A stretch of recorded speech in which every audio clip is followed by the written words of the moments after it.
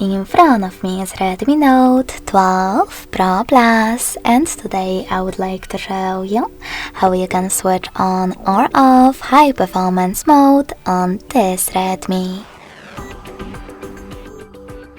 First of all, go into settings and scroll down to access battery section.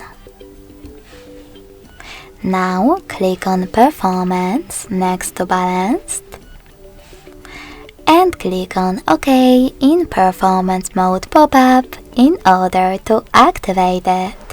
So when I do that, as you can see, high performance mode is on.